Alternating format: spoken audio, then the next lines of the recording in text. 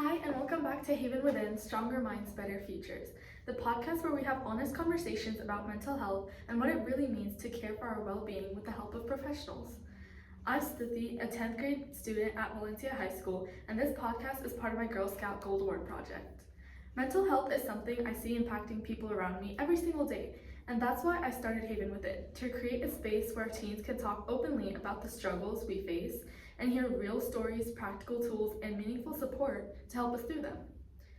Today, I'm thrilled to welcome back a truly inspiring guest to Haven Within, and returning to the podcast is my Gold Award project advisor, Dr. Reddy, and she's a psychiatrist with Kaiser Permanente in Riverside County, where she works primarily with adults, supporting them through challenges like anxiety, depression, and everyday life stressors. If you aren't familiar with her, she was born and raised right here in Brea, California, and she brings a deep passion for mental health at every stage of life. Alongside her demanding career, she's also a mom to a toddler, so she knows firsthand what it means to manage stress, growth, and resilience, both professionally and personally. I'm so honored to have her back on the podcast to share her perspective and offer practical tools that we can all use to support our mental health. Please welcome Dr. Reddy again. Thank you for being here. Yeah, thanks for having me, Stuti.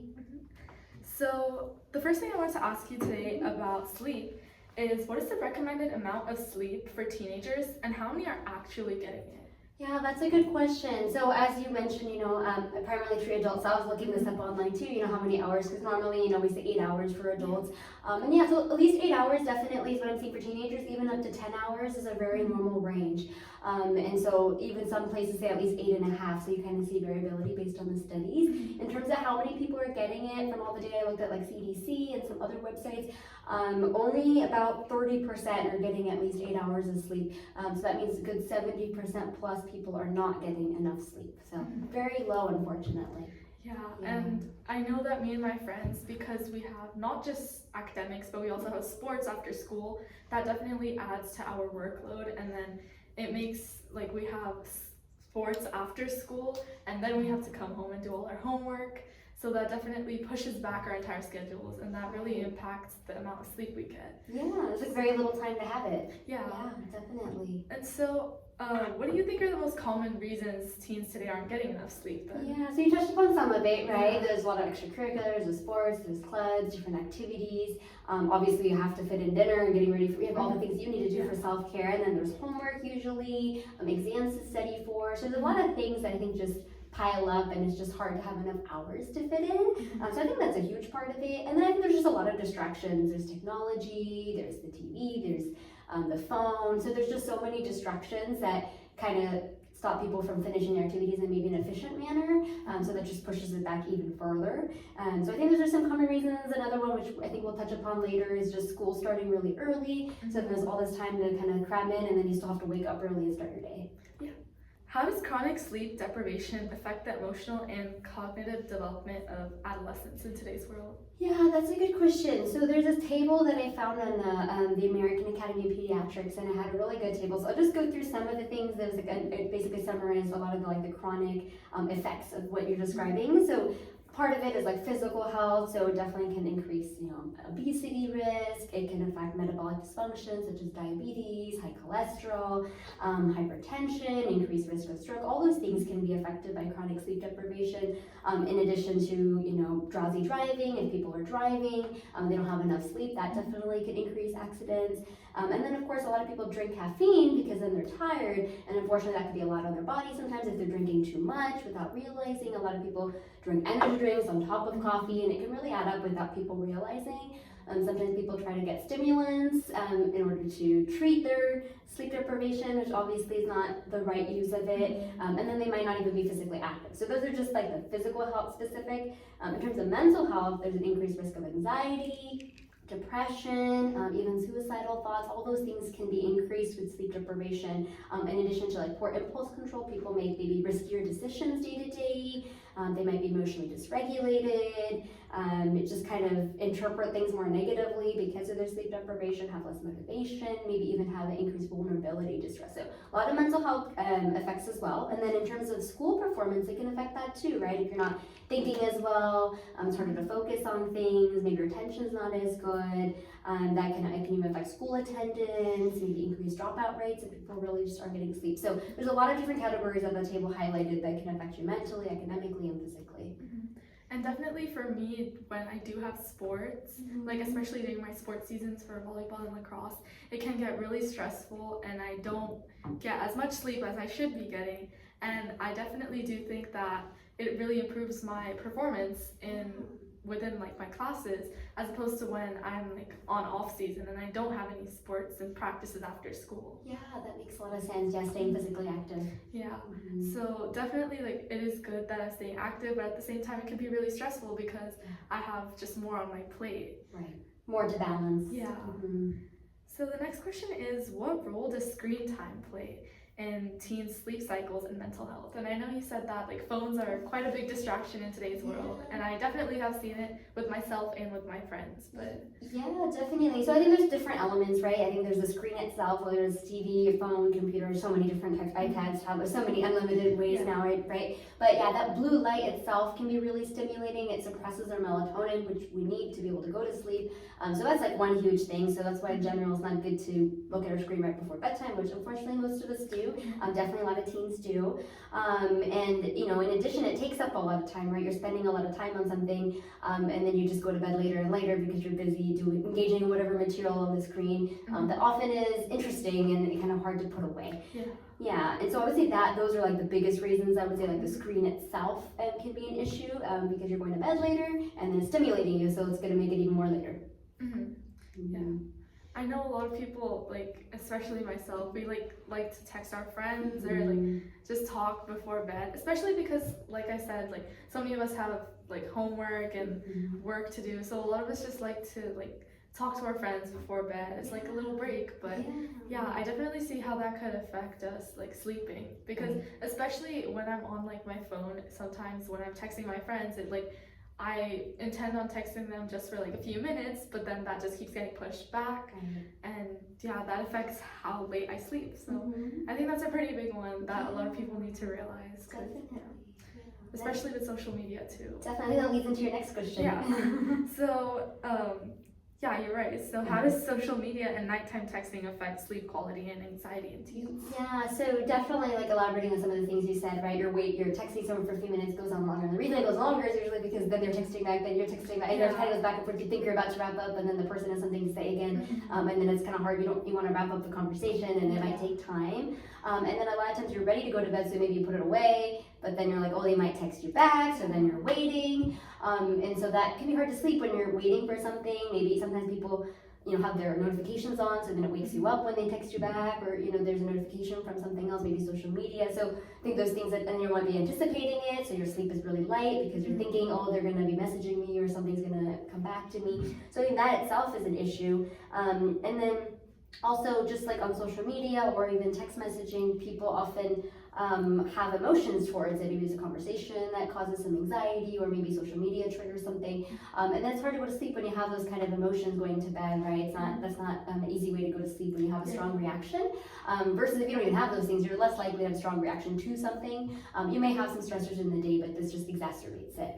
And then the social media in particular, of course, a lot of people scroll through things. There's reels and so many different videos that pop up in addition to just texting people, right? And that unfortunately they're meant to be almost addicting, that they're so short, they're interesting, you just go to next to next to next, right? And they're usually entertaining, so then it's hard to put it away once again, and there's not like a set time limit like a TV show episode. It's just reel after reel, or whatever they're engaging in. And I know that's why a lot of people, they set like one of those like timers where you can only be on the app for like a certain amount of time. And I personally, I have those on my phone. Like I just set them for myself because it like prevents me from scrolling for too long, as you said, and like getting stuck in that loop of just scrolling. And I definitely think that that's something that helped me, because like obviously as I have to balance like my work, like my schoolwork and my sports, it definitely helps a lot, and it helps me get my sleep too.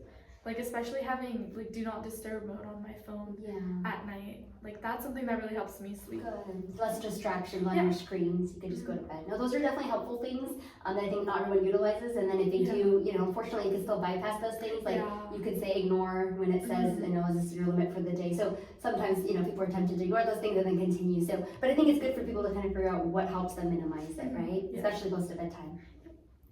So, I wanted to ask you, do early school start times contribute to sleep deprivation and mental health problems in teens? Because I know I've seen like articles online before that say that like as teens are like getting older, they kind of tend to stay awake for like later in the day, and then they are like meant to wake up later in the day as they like in the morning.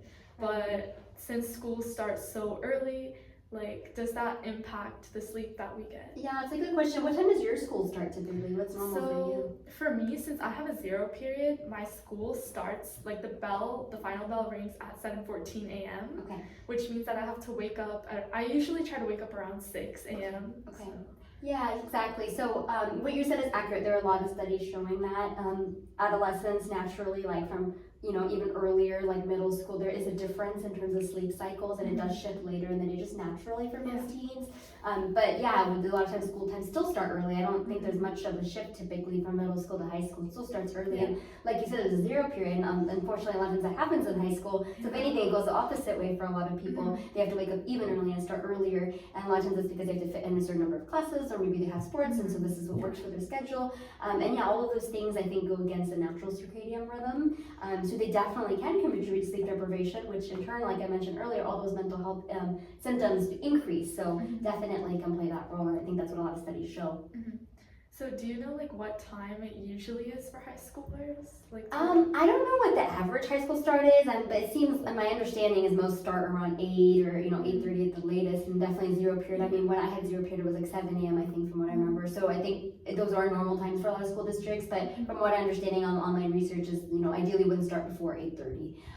And so I don't think, I mean, maybe there are some schools that do, I know some do late starts. I don't know if you have some late starts. Yeah, but then it's not every day, so it's not a consistent pattern. It's on Wednesdays only. Okay, so it doesn't help with the sleep problem necessarily. And I know a lot of people, like, even I have this mindset where, like, on Wednesdays, because Wednesday mornings are a late start, we have to be at school at like 9, which is like really late compared to normal times for me at least. And I know that, like, I just feel like I can get more work done the night before because of that. So, like, I don't really think it's benefiting me in that sense because I just feel that, like, I can, like, procrastinate more the night before maybe. I see. Or if I have any other work, I just, like, decide to cram all my work in. So I still end up getting, like, the same amount of sleep. You don't end up catching up on much. Yeah. So I feel like, I definitely think that it would be so much more beneficial if we could, like, start school a little later because of that reason. Because I felt like, even for my friends, we just can't go to sleep at like 9 realistically. Right, naturally, one, it's hard to fit in, and two, naturally your brain might not want to shut off that early combination.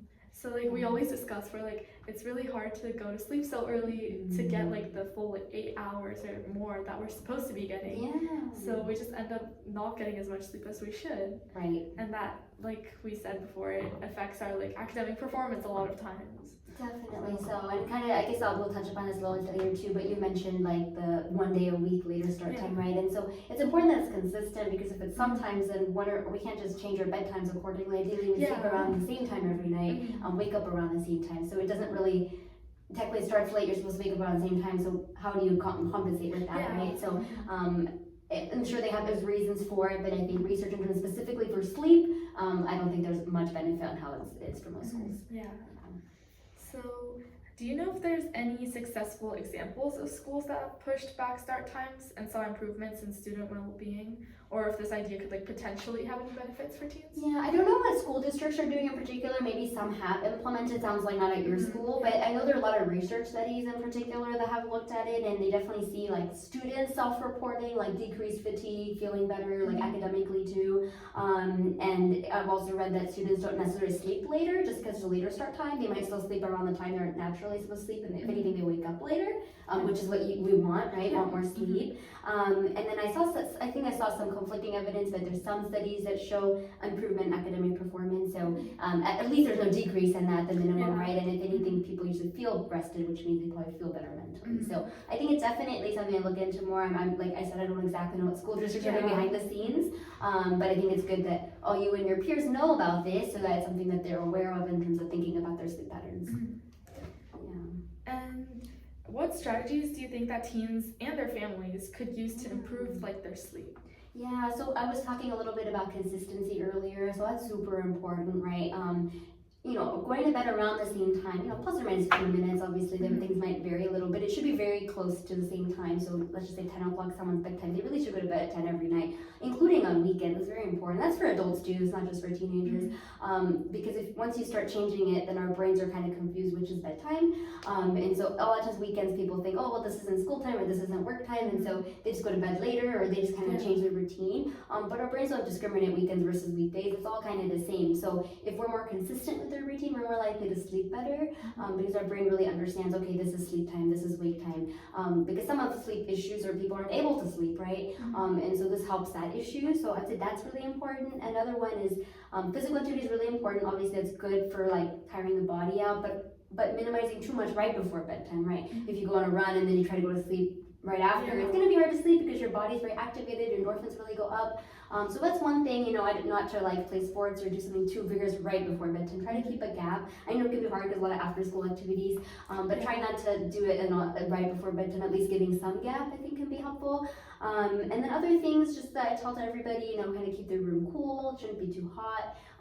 Summertime, have a fan on or AC, or have less layers on, right? Because it does help us sleep when the room is cool. And then another big one is limiting your bed, ideally bedroom, but at minimum bed for sleeping.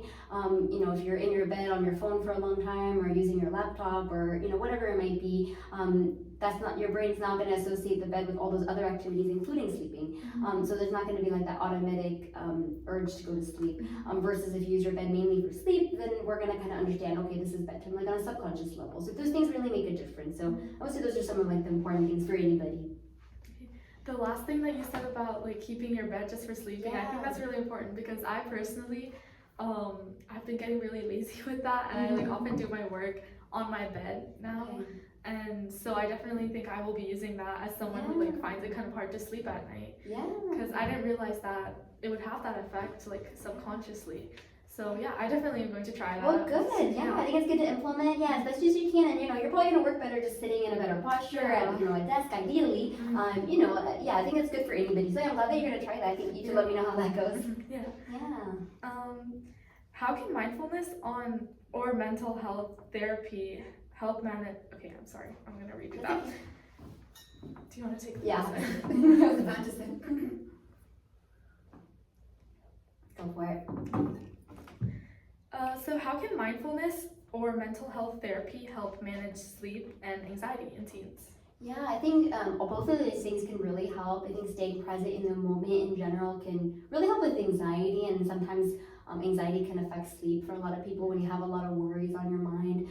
But kind of just staying one moment at a time, sometimes journaling, getting those thoughts out before bedtime can be really calming. There's a lot of apps that have like mindfulness exercises, including specifically for sleep. Two that I actually recommended a lot of my patients that I think also have options for teens are Headspace and Calm. They're both two different apps, and they both have a lot of mindfulness exercises. I know some of them have specific things for sleep as well. And there's different ones, different breathing exercises. There's even like a body scan that kind of goes from head to toe, and you can kind of lay down and kind of just visualize as it goes through. But those can be really calming, can be definitely helpful if someone has just anxiety or worries, or maybe just having a hard time sleeping in general. And then therapy or any psychiatric treatment in general is always an option if people are still having trouble, right? Whether it's stress or whether it's sleep, it's always good to look at those other options, whether you're using social support or need to look at any medication options. I think it's always an option that I think people should be aware of and talk to their families about if they're having ongoing difficulty. And at night, oftentimes I use like either like some calming music or like there's Yog Nidra that I like to use because it's really like you said, it kind of like helps me like visualize parts of my body and like try to focus on them at night. So that's something that has helped me in the past, especially on those like busy school nights where I feel like I just can't go to sleep. Yeah, you have too much on your mind probably. Yeah, too much, and then also physical energy probably too from the day that you had. Yeah, definitely. Yeah, it's really helpful for me. Good. Yeah, I think everyone has to have their own thing that calms and soothes them. I think it's different for different people. Sometimes it helps people to have like a warm bath right before bedtime. You mentioned what was the thing you just mentioned that you said that's helpful? Music. You said music. Music can be helpful. Sometimes certain aromas, certain smells. Whatever it is calming for an individual. Yeah. So, should sleep tracking apps or wearables be used to monitor teen sleep, or could that have any drawbacks? Because I know like there's watches that people can like wear to go to sleep, but what are your opinions on that? Yeah, that's a good question. I don't know exactly where things are gonna go with that. I think there's so much changing in the last few years. I mean, I have Apple Watch. I don't wear it at night personally, but I know there are sleep tracking things on it. And I know some people who really use whatever kind of watch they have, and they really treat it very seriously. And they show me this is the exact sleep I got, and this is the stages. Or they don't really go based on what they feel. They just go based on what the data says. I don't know how accurate it is. When I've looked online, it kind of seems like it's depends. Sometimes it's not reliable. So I don't think that should be the only thing that's ever looked at. It's not going to be super accurate. And also, I think it's hard to differentiate light sleep versus being awake. So it might not, those type of things, I think it's limited. I think it's good to have an idea of how much you sleep. I think that's important, to kind of pay attention, especially if you're feeling tired and kind of look at, okay, why could I be tired? Am I not sleeping well? But if one's feeling really well rested, energetic, probably they're getting enough rest. It's always good to look if maybe family or friends are saying otherwise. But usually you would feel tired if you're not getting enough sleep. So I would say that's probably the most biggest indicator to kind of look at. But it's always good to have an idea when you're going to bed, when you're waking up. Are you inconsistent? Then it's good to kind of track, okay, where are you inconsistent? Are there certain times of the night you're waking up a lot? I think those kind of like trends, kind of like you mentioned, apps maybe can be helpful. But I think when you look at a tracker, I think it's okay to get an idea if you're kind of curious what kind of trends or what kind of cycles you're having. But I wouldn't only rely on that probably. I would kind of use it as one piece. Because I think if you're looking at too much, it can also cause some anxiety for people. Yeah, definitely. And that brings me to my last question, which is what should parents and schools be doing differently to support healthier sleep habits in teens? Yeah, that's a good question. So I think it kind of repeats some of the concepts we talked about before. I mean, schools, I think thinking about start times, I think it's one thing. Is there anything that can change? Are we going backwards by instead starting earlier and earlier for some people, whether it's 0 period or even sometimes there's sports and things even before school starts. So, kind of just looking at that, I think is one huge thing. Or maybe even talking about sleep more. I don't know if your schools, do they talk about sleep much, or is this something you talked about? Not really. I mean, it's not really something that is talked about. Yeah, not quite. Not quite. Yeah, so that can be something, even just having more discussions maybe about sleep, like asking students, how are you sleeping? Kind of getting an idea of their classes. People ask, how are you? But maybe how did you sleep, right? To get an idea. Like for me, with my patients, I ask about sleep to almost everybody because it's important to their mental health. So it's almost like an automatic question. I don't even think about it. The mood and sleep, I'm going to ask both. And so kind of even with students, I mean, teachers are really important in mental health as well. So I think just kind of asking that. I'm sure some are, but I think that's something as a school maybe kind of focusing on more. And then in terms of families, I think obviously, teenagers, they're going to kind of decide exactly when they fall asleep. That is a little bit more complicated. Families don't have full control, but kind of helping with a sleep routine, I think can be helpful because I think it's hard for a teenager to fully know that on their own. And so kind of modeling that behavior actually, because even adults need the same sleep hygiene. It's not any different with teenagers versus adults. They might have different sleep times and natural circadian rhythms. They don't usually need 10 hours of sleep, but still they need to be consistent. So I think modeling that behavior for their families, I think can be really helpful to a teenager to see, okay, they're always being consistent for the most part. I should always also be consistent. And then, parents, families, whoever's helping with the kids, also tell them, hey, this is bedtime, trying to be a little bit strict about that when possible. So that way they kind of understand, okay, it actually makes a difference with my sleep. Or maybe even asking, hey, do you feel more rested now that you slept at this time and woke up at this time, and kind of gauging if it helps their energy levels and their mental health. So I think having like open discussions too. Yeah. And that's why I wanted to have this as one of the topics on the podcast, because sleep is something that's so important. And I know a lot of people know that, but it's not something that they really focus on. And I think it's in order to like perform well in whatever you do daily, you really just need like good sleep. That's one of the like principles. Yeah, if you think about it, we spend almost a third of our life sleeping, right? And there's a reason we clearly need it to function well. And there's a lot of things like we didn't even talk about, just our body to even just work, we need sleep, right? And so we're talking about everything else on top of that. And so, you know, we really do need sleep to function well. Obviously, be in school, get the things we want. Obviously, we have a lot of goals, and teenagers in high school, they're thinking about next steps. So yeah, I think it's a very important, I think it's a great topic that you chose, and I hope this just brings more awareness to people. Yeah, so thank you so much for discussing this topic with me. It was really insightful, and I hope that other teenagers, they can really learn from this, especially when it comes to like other things that they have in life, like extracurriculars. Like just know that you deserve good sleep and you need good sleep. So yeah. Yeah, thank you.